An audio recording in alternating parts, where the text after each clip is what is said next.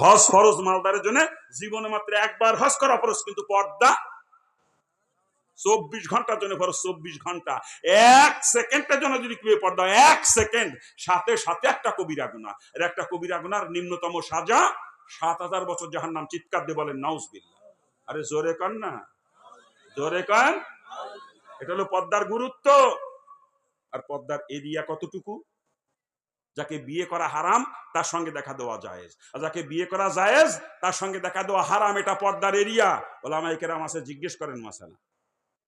অর্থাৎ যাকে বিয়ে করা যাবে না তার সঙ্গেই দেখা দেওয়া যাবে। নিজের মা বোন এরকম যাদেরকে বিয়ে করা যায় না তাদের সঙ্গে দেখা দেওয়া যাবে, আর যাদেরকে বিয়ে করা যাবে বিয়ের আগ পর্যন্ত তাদের সঙ্গে দেখা দেওয়া হারাম। কথা ঠিক কিনা? জোরে বলেন ঠিক কিনা? দেবরের সঙ্গে ভাবি দেখা দেওয়া হারাম, দুলাবার সঙ্গে শালি দেখা দেওয়া হারাম, মামাতো ভাই, খালাতো ভাই, চাচাতো ভাই, ফুফাতো ভাই, তালতো ভাইদের সঙ্গে ওই বোনের দেখা দেওয়া হারাম, ননদের জামার সঙ্গে শালা বউ দেখা দেওয়া হারাম, উস্তাদের সঙ্গে ছাত্রী দেখা দেওয়া হারাম, পীর সাহেবের সঙ্গে মহিলা মুরিদ দেখা দেওয়া হারাম। কি সমাজে আছে পর্দা? আছে পর্দা? আমি মুফতি সাহেব, আমার বাড়ির মধ্যে সদরঘাট, খোঁজ নিয়ে দেখেন, আমি বড় মেয়ে বিয়ে দিছি, আমার মেয়ের শ্বশুর হয়েছে আমার বাড়ি, আমার স্ত্রী বিয়ের সামনে যাইয়ে বিয়াইরে পান সেজে খাওয়াচ্ছে, কি কায়দা রে! আর মিষ্টি মিষ্টি গপ্প বিয়ের সাথে, নাকি কয়?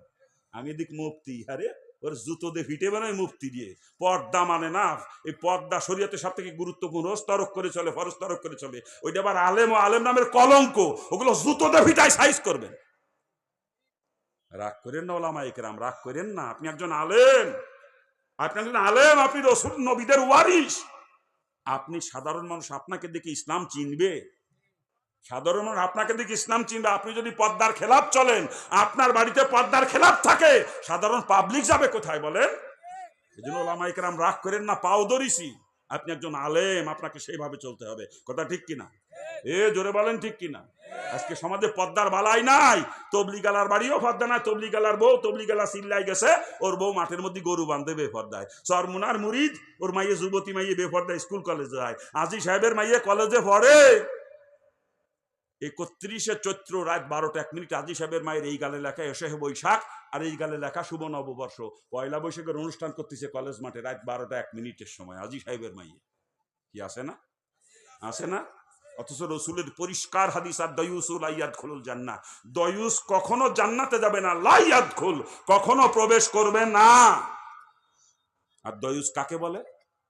শরীয়তের ভাষায় দয়ুস হচ্ছে ওই ব্যক্তি, ওই গার্জিয়ান, যে গার্জিয়ানের অধীনস্থ নারীরা বেপর্দায় চলাচল করে, অথচ গার্জিয়ানের ব্যাপার উদাসীন। আপনার স্ত্রী দেবরের সঙ্গে দেখা দেয়, পরপুরুষের সঙ্গে দেখা দেয়, কথা কয়, আপনার যুবতী মাইয়েটা মামাতো ভাই, খালাতো ভাইয়ের সাথে দেখা দেয়। আপনি আজি সাহেব, আপনার মেয়ে বেপর্দায় স্কুল কলেজে যায়, আপনি দায়ুস, আপনি দায়ুস। আপনি জান্নাতে গেলে রসুল মিথ্যাবাদী হয়ে যাবে, রসুলের হাদিস মিথ্যা হয়ে যাবে। খারাপ লাগতেছে নাকি? খারাপ লাগে বাজান? ও বাজান, আমি হিন্দুর বাচ্চা, আমি হিন্দুর বাচ্চা, আমি বুঝি, আপনারা পারেন না। আমার শালির চেহারা আজ পর্যন্ত আমি কোনোদিন দেখি নাই। বিয়ে করেছি 97 সালে, এখনো আমার শালির চেহারা দেখি নাই। আমার 3টা শালা বিয়ে করছে, একটা শালাবোর চেহারা দেখি না এ পর্যন্ত।